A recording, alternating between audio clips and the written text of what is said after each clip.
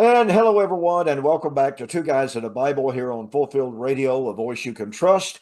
My name is Don K. Preston. This is William Bell, and we got a really special program for you this evening. Um, night before last, it was night before last, wasn't it, William? You had the debate? Uh, that was Friday. Yeah, It's been a yeah. couple of nights before Oh, last. man, I've slept twice since then. Anyway, William had a debate with a real nice young guy named Tommy McMurtry, and the debate was on the resurrection. And so we're going to discuss that debate tonight. I was in the chat room, although I didn't participate in the chats because there was so much nonsense going on there that I just didn't feel like I wanted to get involved in, to be honest about it. You know, there were people saying, just remember, Mary is your real mother. You need to bow to Mary as your true mother. And, oh, no, Well, not going good. to. I didn't see any of the stuff going on in the chats. Yeah, it's probably best that you didn't. There were plenty of anti-preterists on there. There were uh, plenty of people, William, that were very much on the preterist side, appreciating what you were doing and saying and the job that you were doing. Um, so take take that to heart for what it's worth. And many of them were pointing out what was so blatantly obvious to me is, and you even pointed this out during the debate. I thought it was excellent. Tommy McMurtry kept saying, "Well, I believe, this is what I believe, etc." And in one of your responses, you said, "Well, Tommy's done a real good job of telling us what he believes, but he hadn't proven it from the Yeah. Bible." And that's what this is. That's what the debate's all about. hmm It's simply not enough to get in a debate and say, "Well, here's what I believe." It's not the point. Not This is even good when you're preaching just to say that all day long. That's exactly right. And so it was, I had several people tell me and express to me, and I posted the debate on probably 15, maybe 20 Facebook pages, William. Mm. And one of the comments that I got so often, I mean, maybe more than any other comment, was Mr. McMurtry was in way over his head, Mm. that he simply was not prepared to deal with the issues that you raised. I felt the exact same way during the debate. Now, he's a very affable, very amicable young guy, Mhm. and very friendly, what have you, but that doesn't win debates. It doesn't carry the day insofar as evidence is concerned. And so, as usual, I really appreciated the fact that you presented very careful, very logical, soundly exegetical, soundly hermeneutical arguments. And he literally did not know how to respond to them. So I thought we would hit some of the highlights. First of all, let me ask you to give your summary of how you thought the debate went. And Well, some of the highlights and what have you. yeah. Well, I'll just touch them briefly. One thing was the affirmative that I made that I thought he just basically totally ignored. No. Yeah, He did the Passover. yeah, he definitely did a passover on that. Didn't want to engage with that, and I thought it was very clear. As a matter of fact, I saw one comment on Facebook where a person said, that was one of the most just clear presentations of the issue that he had ever seen. Now, Very powerful, very yeah, powerful. and I thought it was just so simple that no one could miss it. I mean, it was like Adam ate and died, Adam eats to live. Yeah. And so that was the first thing that I noticed, that he didn't want to engage with that. Another was his and I don't know why these guys do it. They've come to debates, and most of them probably have more debating experience than I do. We have rules that, okay, you ask questions, I ask questions. And the moment it comes to, our question Q&A time to question them, to query them, they want to interrupt and they want to start asking questions. Now, I know that part of that is the responsibility of the moderator to Yes. check that and make sure that that doesn't happen. And of course, part of it was my responsibility. I felt like I was doing well enough in the debate that I didn't have to make an issue of it, but I wanted to. A time or two, I thought about it. And when I thought it was going to let up, it never did. It just continued on. Yeah. So that was one of the things.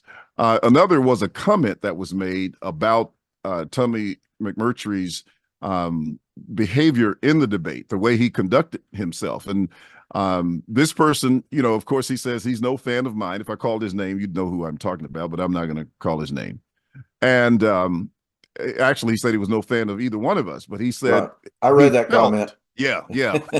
Basically, that he felt that Tommy's approach in dealing with a subject that, as you say, was over his head or that he couldn't handle was the way he handled it, by either reverting to ad hominem arguments Yep. and just trying to say derogatory things about the preterist view.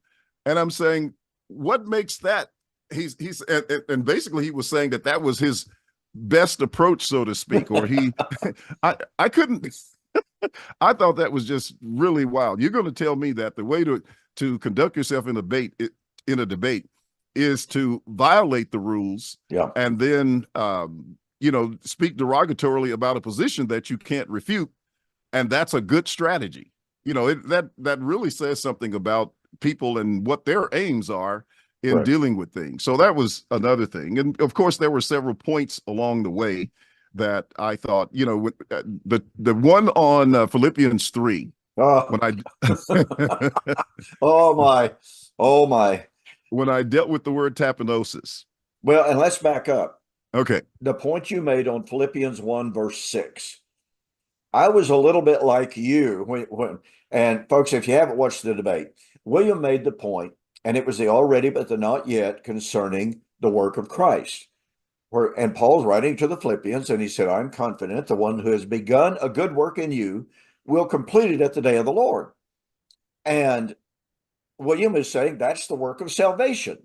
That's the work of redemption, et cetera, et cetera. It's even the work of resurrection, to be honest about it. But Tommy comes back and he says, no, that's absolutely false. He said the work that had begun in them was the building of the church. And I thought William was going to fall out of his chair. And I just about fell out of mine. Yeah. That's the first time in my life I have ever heard anyone say that the work that God had begun in them, in the Philippians, was the work of establishing a church at Philippi, instead of it being the work of salvation. Mm-hmm. And then you went to 1 Peter chapter 1, pointing out that the brethren there in Asia were receiving the goal of their faith, i.e. the salvation of their soul. And Tommy goes, I don't know what connection you're trying to make. I don't see any connection between these two passages. Wow. I know you were blown away by it, and I was too, because I think you said, oh, wow, or something to that effect. So anyway, you pointed out that Christ, or that Paul said, work out your own salvation with fear and trembling. And then you went to Philippians chapter 3. So pick it up from there. Yeah. So as you said, from Philippians 1, 5, and 6, pointing out that work that had been begun in them, he would perfect it or complete it at the day of Christ. And then, going to Philippians chapter 3 to point out that, this is what Paul was looking for. And I can't remember exactly what he said on Philippians chapter 3, but he did make a statement regarding Paul not attaining to something. And I pointed out that what he was trying to attain to was the resurrection. And, going back, looking at the context where he said that he did not want to be found with the righteousness that was of the law, with his own righteousness, which was the righteousness of the law, and also, pointed out the technical term of the word found, which is used several times in Scripture. In Daniel 2, it's used in 2 Peter 3, it's used in Revelation 20, all in an eschatological context, and therefore, a technical term for the parousia. but that he wanted to be found with the righteousness of Christ, which, of course, as you and I know, is life, it's resurrection, Galatians 3:18 and 21, it's the inheritance. And Paul's saying that he had not yet attained to that, and it was the ex anastasin. That blew him away as well. I mean, he just didn't like, the fact that Paul didn't quote the King James Version, Right. Yeah, he is a King James only guy from what Yes. I've heard. And he was like, "What are you talking about? Resurrection out from among." Hmm. He said, "I Yes. just don't understand that." And you said, "Well, you obviously don't."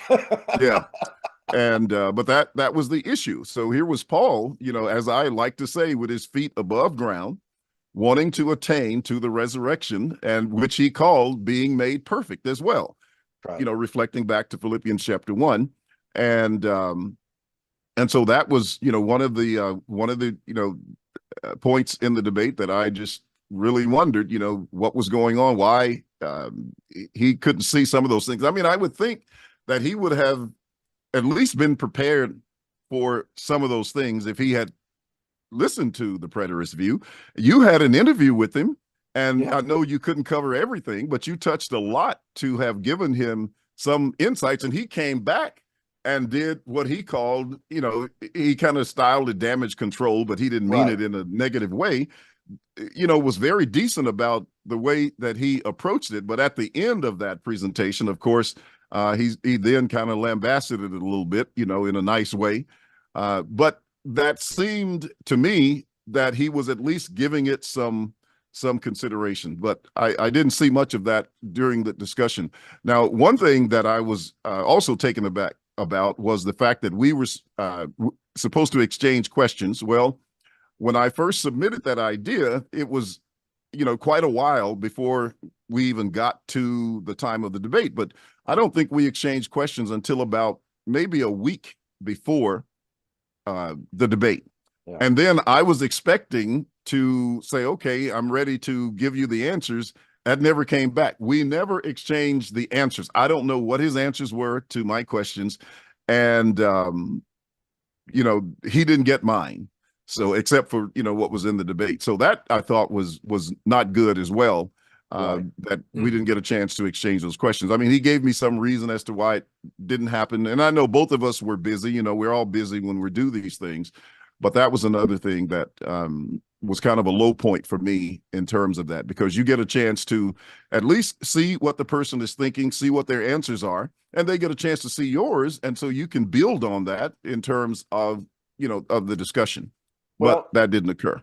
I thought, and you used the term one of the low points. I thought the low point in the debate, from Tommy's perspective, certainly not yours, was that when he just simply resorted to saying, "Well, Mr. Bell is saying so many things that are so far out in right field, so far removed from orthodoxy," and he said, "I really don't even understand what I'm hearing."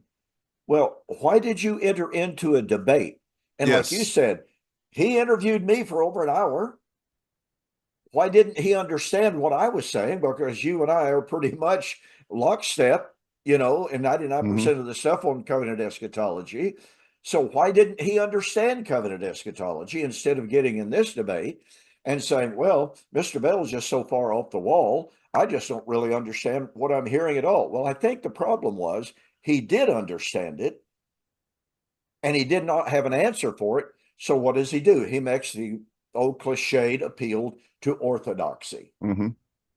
And that makes a lot of people feel comfortable. You can wrap yourself up in that warm, fuzzy blanket Mm-hmm. of orthodoxy and say, "Oh, see the boogeyman out there, they're not orthodox." And that's what I saw him doing at that time. And Yeah, again, it's kind of I'm reflection back to Sam Frost, right? oh boy, is it ever. Uh, and I'm not trying to be harsh or critical on Tommy. Like I said, he's a very nice guy. Yeah, he is. Seems to be a very nice guy. I appreciate his demeanor just an awful lot. In the interview that he did with me, he was never at any point of time, harsh or critical or condemnatory at all. And he told me, "I'm not going to debate you at all. I just want to ask questions," and that Mm-hmm. was just fine. But anyway, when he appealed to that warm, fuzzy orthodoxy, I thought, well, okay, that's kind of raising a white flag. because that says I don't know how to answer what Mr. Bell is saying. And to go back to your very first affirmative, that was so compelling. And it laid the groundwork, and it caused me at a point later in the debate, after you had so clearly delineated the problem of Adam was a problem not of biological death. It had nothing to do with going into the dirt. It was all about separation from God. Well, he admitted that. Yes, he did. More than once. More than once. So I'm going, okay, well, here we go. And then turn right around and say, but that led to his physical death so many years later. But then later in the program, he acted as if he was shunned or shocked, I should say, and say, are you telling us that you don't believe that the death of Adam involved physical death? And I'm going, didn't you pay attention? William spent 20 minutes or 15 or whatever it was, giving you the exegetical reasons, hermeneutical reasons for why it was not physical death, over and over and over the points that you made. He ate to live or he ate to die. One of the two. What's difficult about this? Now, I understand if you are unfamiliar with any of the arguments whatsoever, if you've never contemplated it before, and if you're strictly locked into the physical death paradigm, I can understand how that's quite shocking. But the way you presented it with your charts, everyone could read the charts. They're right there. They were right there on the screen. What was difficult about it? And so I just felt like he realized he had given the farm away by admitting this is spiritual death. And then the train ran over him. So it's like, oh, well, it's spiritual and physical. And then when you started to come to 1 Corinthians chapter 15, and as usual, your explanation of 1 Corinthians 15 was spot on. He absolutely did not understand the point about the dead ones, Christ being the first fruit out of the dead ones. The point that you made, and Tommy pointed out, well, look at all these people in the Old Testament that were raised out of physical death. Were those physical deaths or not? And of course, well, yeah, as you answered, yes, those were physical deaths, but Christ was the first fruit. He was not the first person to be raised from physical death. Went right over Tommy's head. I mean, he literally did not grasp your point. And when you then emphasize that Christ was the first fruit and use the imagery of the harvest, saying that means the harvest is not only imminent, it means the harvest has already started. He didn't touch that. No. He didn't say one word about that, which is more than revealing because, I mean, after all, if you have the beginning of the harvest 2,000 years ago and the harvest had begun, why is it not still ongoing? That's kind of what first fruit's all about, isn't it? Yes, absolutely. Since you went back to the Genesis point, and I still want to touch on that Philippians 3:21 thing a little bit. Yeah, go ahead. But, you went back to the Genesis point, and one of the things that he had emphasized somewhere in some discussions, I don't know whether it was in the time that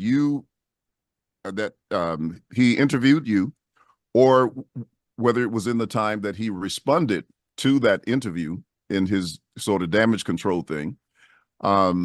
He had talked about the death of Christ. And he said, he couldn't see how 1 Corinthians 15 was talking about anything other than, the physical resurrection. But I knew that one of the things that he wanted to do was to hone in on Jesus's death, and we were going to have a resurrection just like his. Right. The information that I presented on the sacrifices, the common sacrifice, lamb for dinners, lamb for sinners, and showing how unique the death and resurrection of Christ was, and that no one could have a death like that because of its sacrificial import. I don't think he responded to that at all either. No. And William, I truly believe that point it either struck home so hard and so well that he decided that he couldn't deal with it, or it just went so far over his head. And Tommy's not dumb by any stretch of the imagination. He's a very sharp young guy. He is. So I really felt like the point that you made of the distinctive nature of Jesus's sacrifice, that it was a sacrificial, substitutionary death. We cannot and we do not die on the behalf of sin, for the behalf of sin, substitutionary death. We can't do that. So Christ's death on the cross was totally distinctive. And while we are baptized into that death, we are not dying that kind of death. And that's such a stunningly important point that, again, as I sat and watched him, as you went over that, okay, that lambs for dinner, lambs for sinners, or lamb for sinner. I thought that was really good. You're really good at coming up with little cliches like that. Well, sometimes they just pop up and I can't resist them. So I just put it in there. But it was good. You look for something simple that Right. will stick in the minds of people, but actually conveys, the meaning. And it does. That did. And very effective. I mean, it is clear if you study, the sacrifices in Leviticus, and the fact that, the priests ate in order to bear the guilt of the congregation. And if they didn't eat, you remember Moses chided Aaron and Moses after Nadab and Abihu had been killed for not eating that sacrifice, because Moses understood what that was all about. And of course, because of the trauma that, Aaron was going through, of course, he didn't do it. And explain that to Moses. But that idea is just profound, that the eating of that sacrifice, that's what they were doing. And so a common person was not able to do so. And that made that situation unique. Going back to, I thought it was a brilliant point. I really did. Yeah. Going back to the Philippians text on the word tapinosis, the reason I wanted to touch on that a little bit was, I don't know that you remember, you may or you may not, but long time ago when Ed Stevens and I were discussing resurrection, and you got a paper that I wrote that I was going to do a book on and never finished it, but you took some of the excerpts from it and put them in your Death of Adam book, the questions that I had in there. But one of the things that came out in that discussion with Ed was Philippians 3:21 and the word tapinosis, which is the word humiliation. And he was just blown away with the meaning of that term in relationship to the body there in Philippians 3:21. And when I told Tommy, I said, "Hey, we've never had a vile body." Did you see his reaction to that? Yeah. Because, and let me interject right here. Yeah. You caught him in a massive, massive self-contradiction when you asked him, first of all, are we born as sinners? Mm-hmm. And he said yes. And then when you went back to Romans chapter 5 and showed, no, the reason we die is because we sin, not because we are born sinners, but because we sin. He was lost at that point. He wandered and meandered and stuttered and stammered, trying to explain himself out of that dilemma. And I thought that was particularly powerful. Yeah. Well, very good. But anyway, that connection between the humiliation of the church, the tribulation they were going through, the shame they were going through, the persecutions they were going through, is in harmony with what Jesus suffered when he humbled himself. Same word, tapinosis there. It's one is just a verb and the other one is a noun, but it's the same idea. It was suffering on the part of Christ, and then suffering on the part of the church in following, his sufferings as an example, as, First Peter tells us. And that's what that difference was. That's what that change was. And it was one that the entire body of Christ was enduring and going through, just like Romans 8:18 says. And, that was the case. And I know he didn't have a sufficient answer for that, when we presented it. Well, you're exactly right. And it was, I believe this entire concept, William, of the sufferings of Christ and you didn't dwell on that concept. I understand that. So this is kind of external to the debate itself. But the whole concept of the doctrine of the sufferings of Christ as presented in both Pauline and Petrine writings, and how the early church, as the body of Christ, was experiencing a mirror image of what Jesus went through in order to fill up their measure of sin, and to bring that body to its maturity, to the point of vindication and glorification, the removal of their shame, back to the tapenosis, you know. I think the whole concept, back to the debate, I think the whole concept of tapenosis was beyond Tommy's at least level of contemplation. I don't think he had ever really looked into it. I think he was so focused on, oh, well, the physical body is under a curse. You know, the physical body is a vile body, which is just simply not a biblical doctrine at all.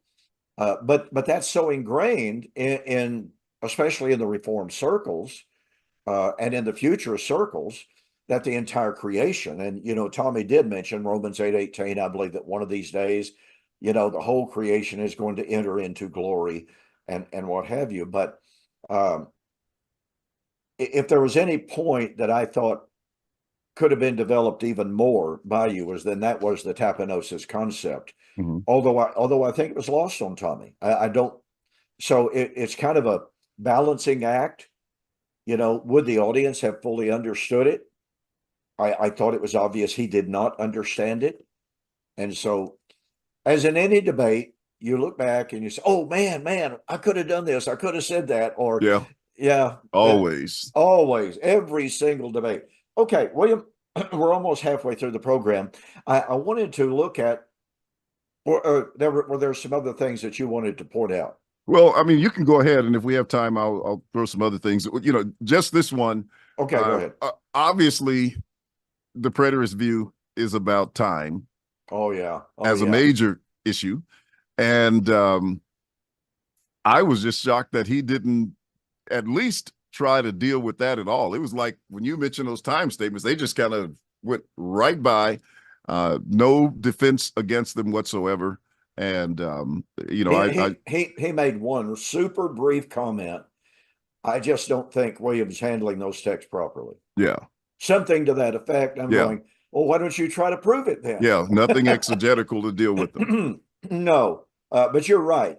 I was particularly focused in on your use of mellow, the repeated use of that in the New Testament about the things that were about to come, pardon me, and the at hand, the soon, the quickly text. And every single time that you would mention one and that you would try to drive the point home, his eyes would basically almost glaze over like, okay, move right along now. Nothing to see here.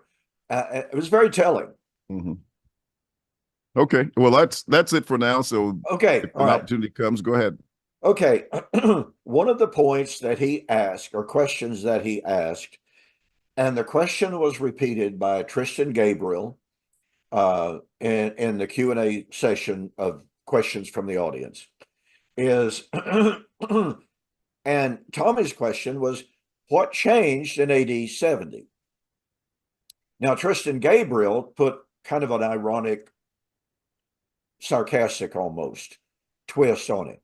What was their facial expression in AD 70 when the change took place?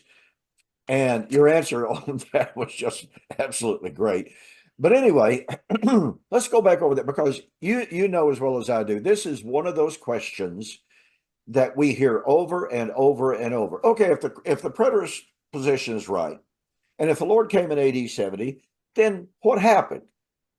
You know, and of course, Tristan asked the question, how was that being caught up in the air in 1 Thessalonians 4? How did that affect them visibly over there in Thessalonica? So let's discuss this. What changed in AD 70? Was there something experiential, something, may I use the term visible? Was there something that people could see? Because, I mean, after all, as Tommy said over and over, they're going to see, they're going to see, they're going to see. So go back over some of the things that you said in the debate that I thought was more than sufficient. Yeah, I mean, I couldn't see where that would have been a problem. And had he got my questions, I had a list of about 10 things on the list in terms of things that changed. Obviously there's the completed change of the new covenant. Okay. One of the points that I mentioned that I got some feedback on, that someone said, wow, I learned something there. And that was on the fact that they had to become full grown before they could inherit. Yep. I actually first discovered that point when I was debating Stephen Wiggins years ago. Oh, yeah. And so in Galatians 4:1, I mean, he tells you that, a son differs nothing from a servant, though the son is Lord of all, but is under tutors and governors until the time appointed of the father. So there was an appointed time of the father. It pointed to the time of his becoming of legal age. And that is shown in the New Testament by the fact that the saints were given the gifts of the Spirit. And that's what Paul is talking about in 1 Corinthians 13, when he says, when I was a child, I spoke as a child, I understood as a child, I thought as a child, but when I became a man, full grown, I put away childish things. Well, the time of becoming full grown goes back to Philippians 1:5-6, when they become a perfect man, to 1 Peter 1.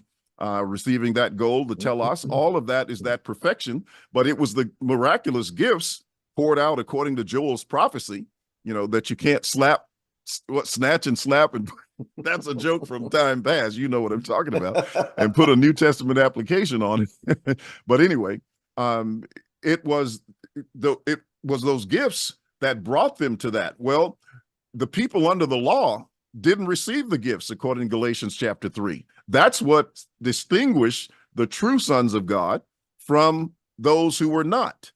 God gave them the miracles. And Paul raises those questions in Galatians. Are you being made perfect by the flesh? Meaning under the old covenant, where you're depending on human strength in order to obtain your righteousness. And so those gifts were given to those in the church to bring them from that state of being nepioi, or underage children, to become full grown so that they could inherit. So when that goes into that point in Galatians 4 and verse 3, where he says, but we, when we were children, were in bondage under the elements of the world. And, one point that stuck out with me a long time ago that Max King made, he says, Christ could not fulfill the promises of the fathers in the realm of the flesh. And thus he had to die and enter into the realm of the spirit.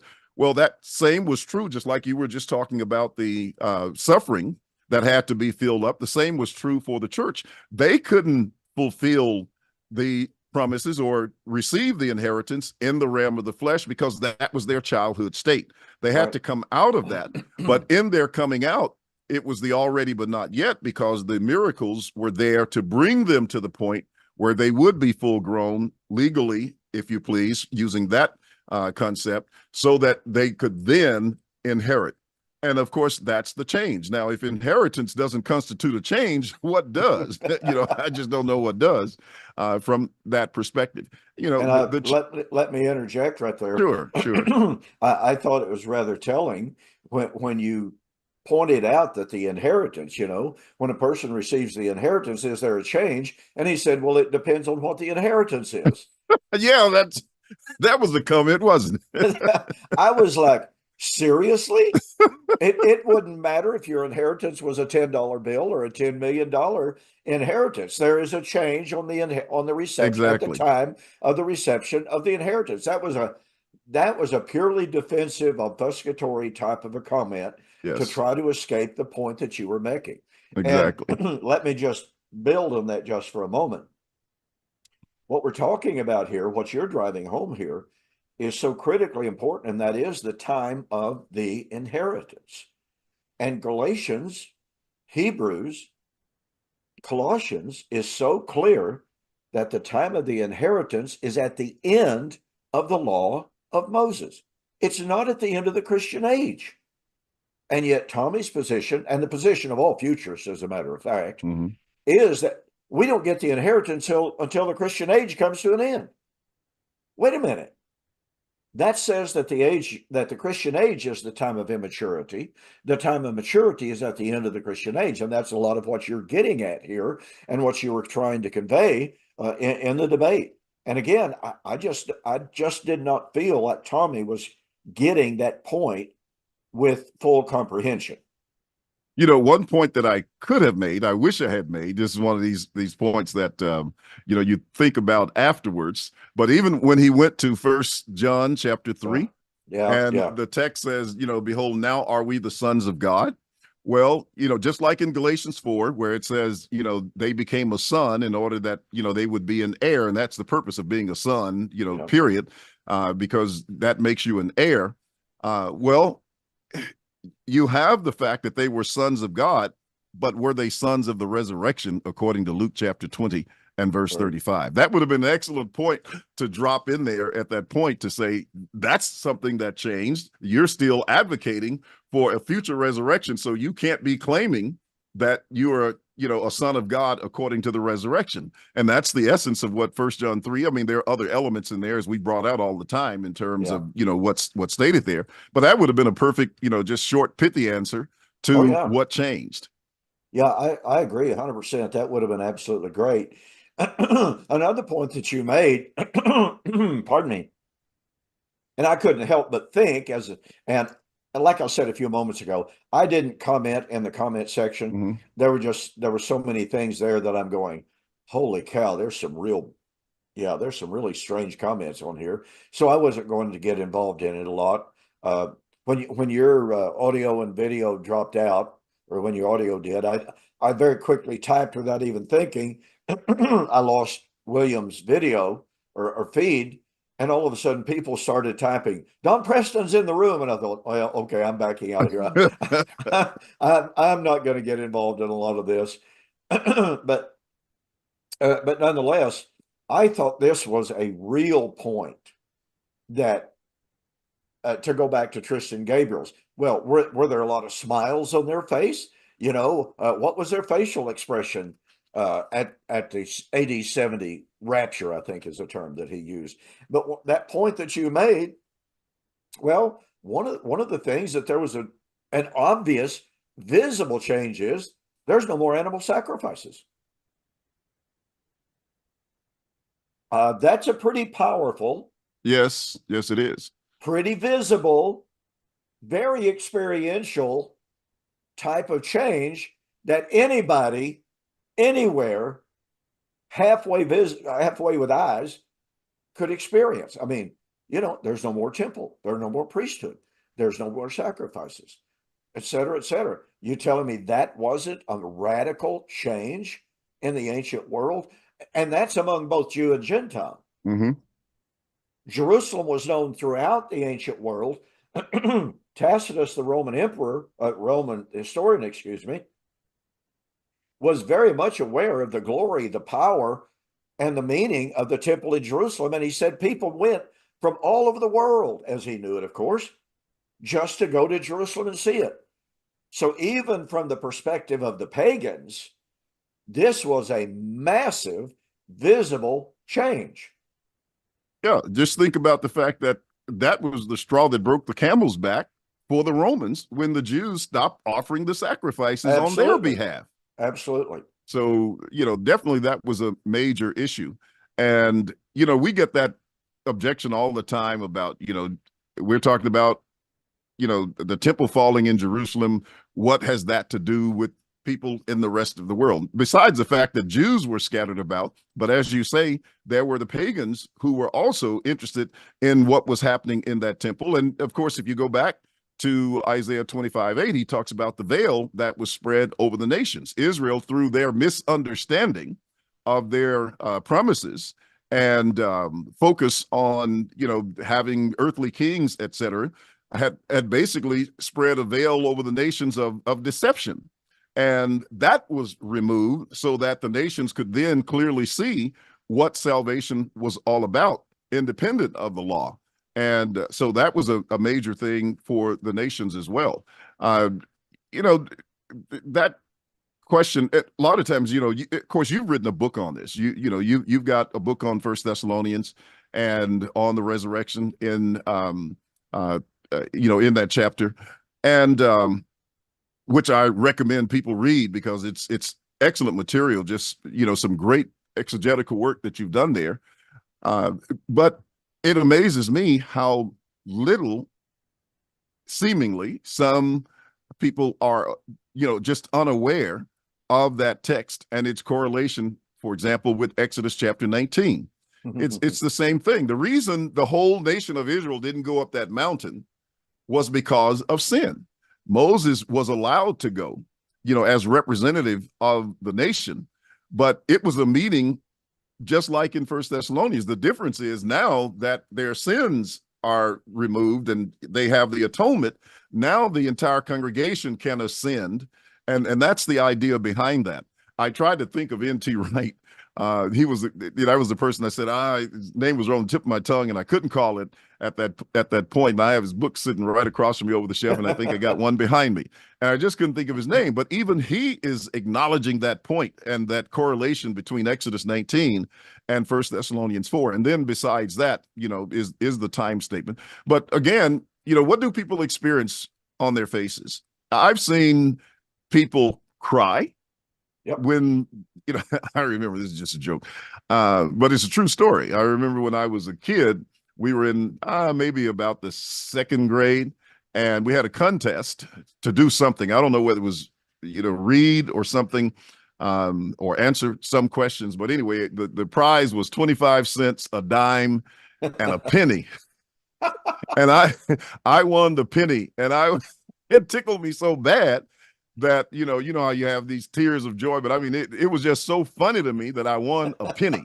And, but people react to things differently. Some people show no emotion whatsoever with things. They have a deep inner sense of joy, and you would never know that. That's right. Just looking at their faces. And then other people, they express it in outward ways. But in terms of the fact that it happened, it's an acknowledgement that people would see.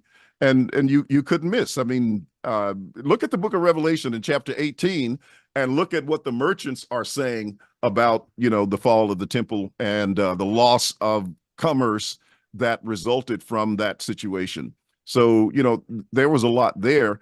I'm still trying to wrap my mind around why that's a critical question. Let me address that. Sure, go ahead. And it. People today are basically just like the Jews. If they don't see, they don't believe. I well remember Brother James D. Bales, that name, the man, brilliant man in many ways.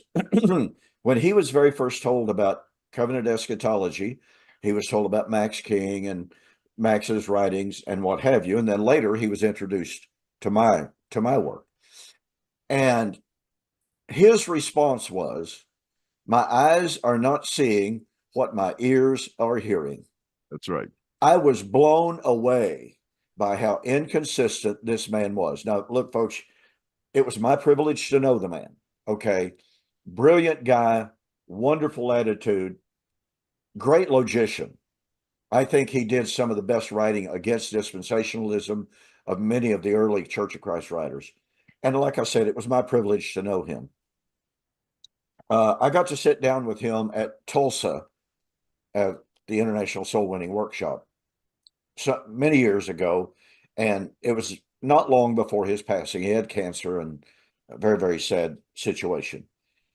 But when I had read his statement, my eyes are not seeing what my ears are hearing, I could not help but reflect on some of his writings, in which he said the problem with dispensationalists is they're not looking with the right eyes. And so at that Tulsa situation, and I wasn't going to try to engage in a lengthy debate because it was obvious he didn't feel good. But, again, we knew each other and we had some pleasantries. And I said, Brother Bales, I said, I read your comment against the preterist view. And I said, I was really troubled by that. I said, because in your writings against dispensationalists, Dispensationalists tell us, oh, my eyes are not seeing what my ears are hearing. You amillennialists, you Church of Christ folks are telling us the kingdom is here. I'm not seeing that with my eyes because the lion and the lamb and blah, blah, blah, blah, blah. And I said, you've written wonderfully against that. But I said, now you're using that against preterists. I said, I'm at a loss to understand that. And he literally just muttered a few words and he said, well, Don, I don't really want to talk about it. Mm. Okay. That's as far as the conversation went. Like I said, it was obvious he was not feeling good. So I didn't pursue it. But people today have that same, quote, Jewish concept. What did Paul say? The Jews seek after a sign. They want to see something. Okay. And so Tommy, throughout the debate, what did they see? What did they see? Paul said they were going to see the Son of Man coming, et cetera, et cetera. And his emphasis was on the visible. Well, how many times in the book of John, the Gospel of John, did Jesus castigate the Jews because they did not see what they were expecting, and so they wanted to kill him, or they condemned him, or they just simply rejected him? They were not seeing what their ears were hearing. And here is Tommy and all dispensationalists, all futurists. They're guilty of falling into the same identical hermeneutical trap. And it's difficult. I mean, we as human beings are sentient beings. We're aware, and we look at things. We very often determine things by our senses. You know, can I reach out and touch it? Can I see it? But how often does the Bible tell us we do not walk by sight, but by faith? We do not look at the things that are seen, but the things that are unseen. The kingdom of God does not come with observation. The kingdom of heaven is in your midst. On and on and on, the New Testament, from the Gospels all the way through the epistles. We're told, look, folks, this is not something you're going to be able to see. You're not going to go out in the desert and say, well, there he is. No, not going to be that way. Yeah, a response I made to that question that Tommy kept raising, well, what did they see? I pointed out, and first thing I pointed out was Ephesians 1:18, the eyes of your understanding. And that's what you are to see the hope with. Paul said that you may know what is the hope of his calling with these eyes of understanding. But also I pointed out the fact that, what Jesus said in Matthew 8:11 and 12. Oh, yeah, that was very good. That the Jews would, who were outside of the kingdom, now they would see Abraham, Isaac, and Jacob sit down in that kingdom that does not come with observation, that you could only see if you were born again into it. And the fact that here are the Jews, they were able to see that. How much more so the saints who recognized it as well, and none of which was physically visible. So, it's a matter of such a powerful point. Yeah. I thought so. Well, the only thing, and you and I have discussed this many, many times, and this gets back, you don't have time to get everything in. But as you were making that point on Matthew 8:11, I thought, oh yeah, okay, go to Luke 13:28-31. You yourselves shall be cast out. I wanted to do it. I know you did. Yeah. I knew you had to have it. I knew you had to have it up here somewhere. Yeah. I wanted to add this to the point because he kept asking, because when you made the point about the Jews seeing, he said, well, okay, but what about the Gentiles out there in Thessalonica and Athens and what have you? And you made a sufficient answer. But here's the thing that I thought of, William. And in my book, The Gospel of Destruction, I posed the question, okay, why would the Gentiles care about the destruction of Jerusalem? I had a debate with John Welch in Indianapolis in 2008, 12, I don't know, somewhere along in there. And John Welch gets up and in very dramatic style says, well, Preston says, fall of Jerusalem is the coming of the Lord. What would the fall of Jerusalem mean to people in Corinth, 800 miles away, in Thessalonica, in Athens, 100 or 800, 1,000 miles away. Now, as you know, I had double pneumonia during the entirety of that debate.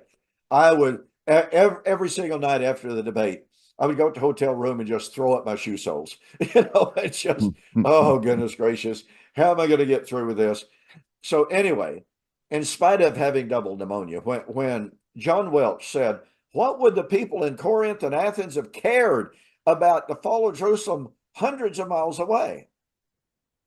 I said to the audience, I said, well, Brother Welch, ask us why would the people over here in Athens and Greece, etc., be concerned? I said, let me turn that question around a little bit. Here's a fact. Fewer people knew about the death, the burial, and resurrection of Jesus than knew about the fall of Jerusalem in AD 70. By far fewer people. The fall of Jerusalem killed 1 million people. It sent slaves all the way to Egypt, to Rome, to Corinth. It sent slaves throughout the Roman Empire.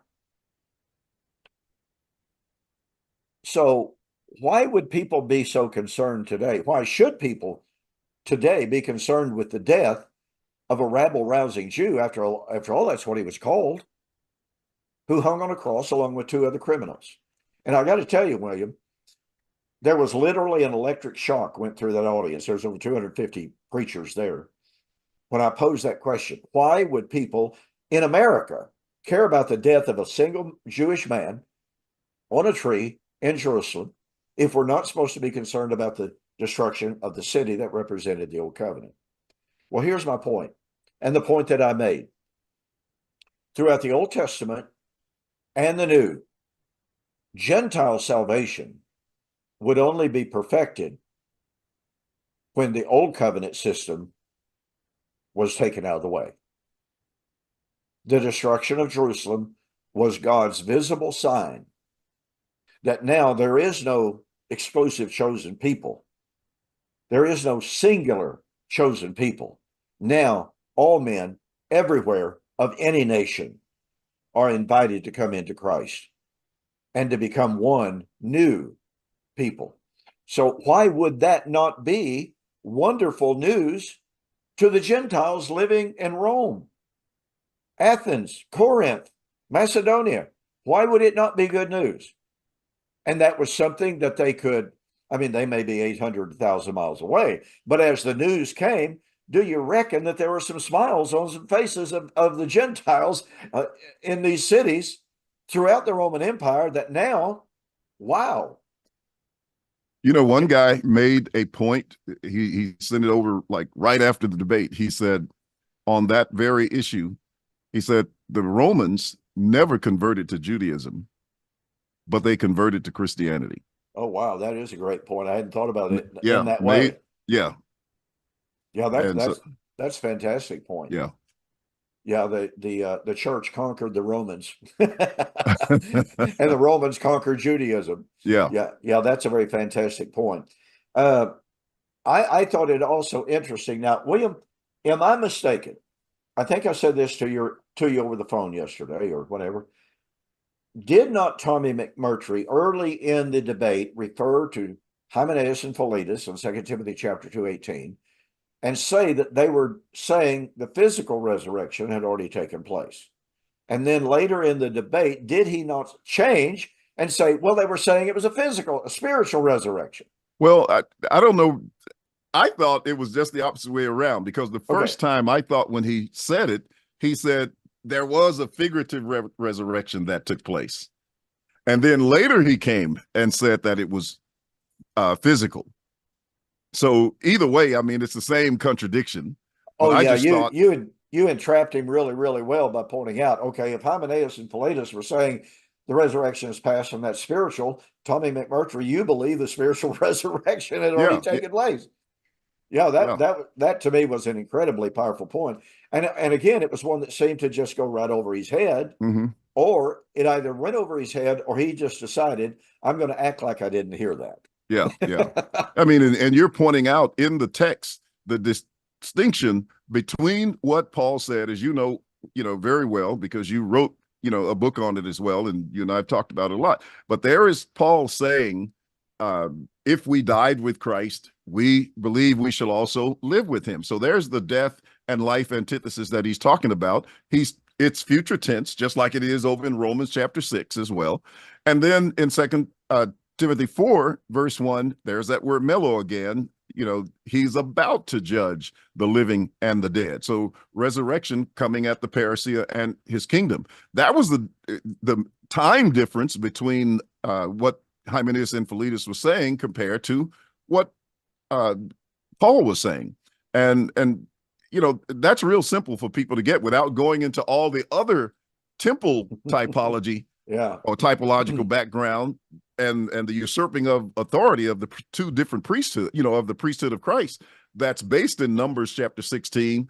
How can you study Second Timothy and not see about this house, this temple, the priesthood, and reflect back on Numbers? It's right there in the text. Anyway, it sounds like you had something else, and I know our time is getting close. Our time is getting away from us, but again, I thought the point that you made the point no less than 2 or 3 different times of saying, Tommy, you're the one saying that spiritual resurrection was a reality and it was over. And now you're saying that Hymenaeus was saying that, and Hymenaeus was a heretic. So you're agreeing with Hymenaeus. And again, as I listened and I viewed it, I thought, Tommy is either not getting the point, or he's getting the point and just deciding, I'd better not say anything because I'm in a lot of trouble here. And I don't know which one it was. I really do not know. I don't want to judge at all. But to me, it was such a profound point. And again, I obviously misunderstood, but I misunderstood the whole thing. I thought he was argued initially that Hymenaeus and Philetus were saying the physical resurrection was past. And then he changed to saying the spiritual resurrection had passed.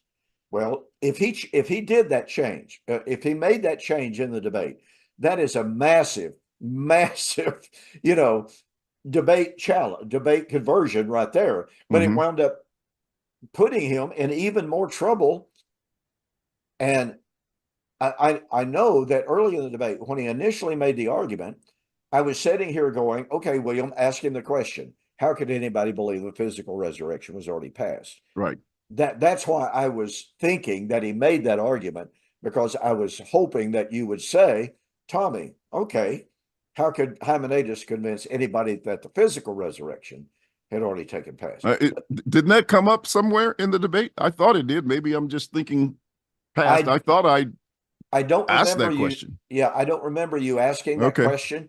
Perhaps you did, but I may have missed that. Well, I know that I talked a little bit about it when we went to the text in 2 Thessalonians, and because I was paralleling those two. Yeah. That's exactly right. You did mention it then. You are correct on that. Okay, we're out of time, but let's hit Job 19 real fast.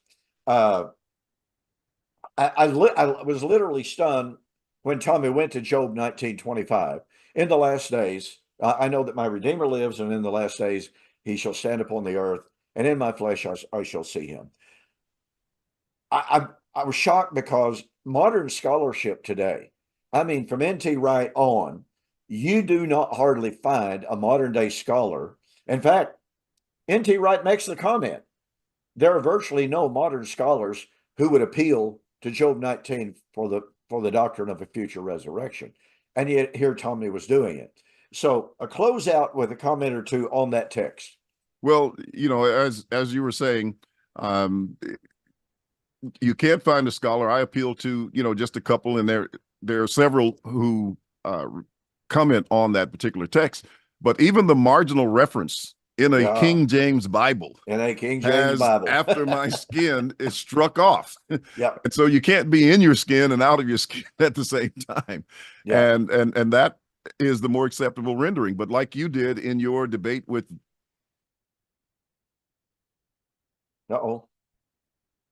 one of the things that was pointed out that it could possibly as well refer to the time, and I don't know whether you raised that point or whether he raised that point, but nevertheless, Job 42 and verse 12, I think it is, where Job is restored to all of the blessings and even beyond of what he had lost from the beginning. So either not only Go was it ahead. restored, but he said, I have seen this with my own eyes. Yes, yes.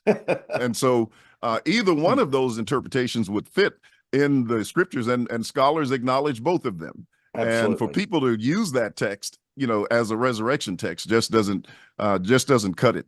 I think Job 14 would be a better text to use for resurrection than Job 19:25 in terms of trying to force it into a physical. And even Job 14 simply affirms, is there going to be life after death? Yes. It simply poses the question. Yes. Okay. Well, William, we are out of time. Great show, great review. Great job that you did as usual in the debate. I really enjoyed it. And I know a lot of people enjoyed the debate, good decorum, courtesy throughout. And so that's the kind of debate that can get people thinking. And that's what it's all about. Speaking of which, I learned from the best. Oh, well, we have confirmation. We just got it over the last 2 days. October the 12th, I will be debating Dr. Richard Carrier, who is a very noted atheist, former believer in Christ, supposedly. But we will be debating whether or not Jesus's eschatological predictions failed. So Wow. I'm very, very excited about that. We can be looking forward to that. So everybody get that on their calendar of October the 12th. All right. Well, folks, with that, I'm going to say thank you, William, and good night. God bless. Good night.